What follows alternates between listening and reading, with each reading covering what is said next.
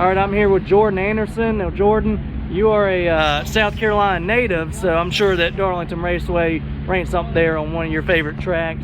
Now you're a car owner in the NASCAR Xfinity Series. Man, talk about your journey to get to where you've gotten to now. Yeah, you talk about Darlington, man. This place is special and will always be special.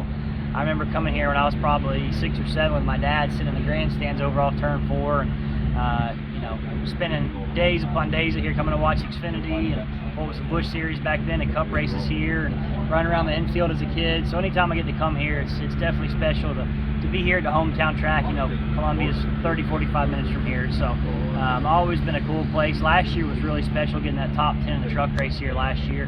Had a cool throwback last year, going back to Mark Martin's old Apache stove, and the 02 car, and that was Larry Mack's first race as a crew chief. So that was cool last year. And this year we're throwing it back to Junie Donlevy's number 90 that Schrader drove here in '87. So pretty cool to honor those two guys, two real racers for sure. But exciting, man. A lot of good things going on. Myatt's done a great job for us this year. It's definitely taken me some getting used to it, putting on the owner hat 100% of the time. Working with Myatt's been really fun. We've got a great group of guys that we've been able to assemble. But it's been busy to say the least. We bought a building back in November. We've got a permanent home now up in Statesville. So got that place updated, painted the floors, and put a lot of work into it, getting it nice and to where we want it. So that's been nice to know that this time next year, come November, we're not having to worry about moving shops or trying to find a home because we ran out of space. So I think it'll be a good future for us there. And a lot of other things going on. Got married a couple weeks ago. That was pretty exciting. It's definitely one of those things that makes you stand back and count your blessings. Kendall's been amazing through this whole process, and she's kind of seen the journey go from racing trucks and driving across the country to where we are today. So it's been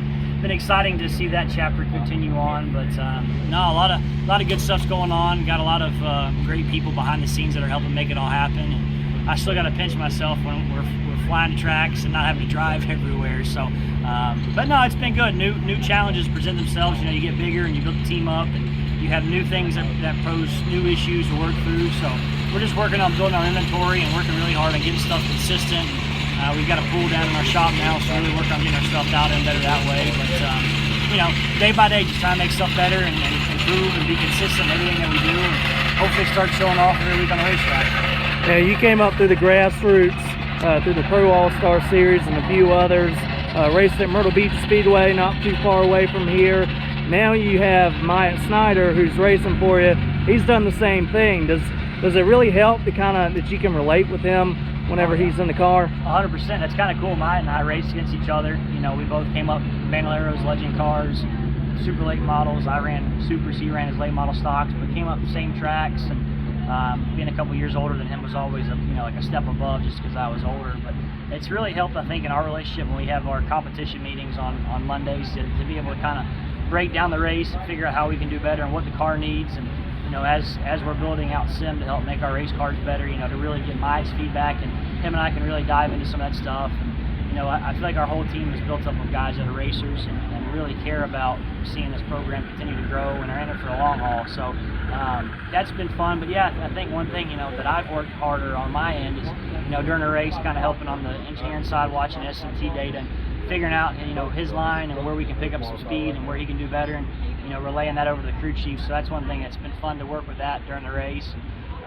One thing that I definitely think has helped the whole program is race weekends. When I was racing, I never had a chance to really step back and look at the team and how to make it better, how to make stuff flow better. And being able to do that this year, I think, has definitely helped us go up a notch and be more involved from that aspect. But no, I mean, a lot of hard work, and I feel like we're on schedule now. I mean, we're really fortunate car-wise that we've got. We're almost 2 races ahead on cars that we've got built and put together. So that's helped us a lot to be able to pay attention to more details and get stuff dialed in. But it's like everything else. You got to put the processes in place, put the right people in the right places, and not micromanage them, but let them really succeed and do their deal. So it's been fun to watch that grow, and as we get more people and getting our own shop. I mean, it's all stuff that I always wanted, but now we have it. But how do you make sure you're getting the most out of it? So that's been one of the biggest projects I'd say we've taken on this year. But it's definitely not happening overnight. It's just day by day, just chipping away at it a little bit at a time. Awesome. I appreciate it.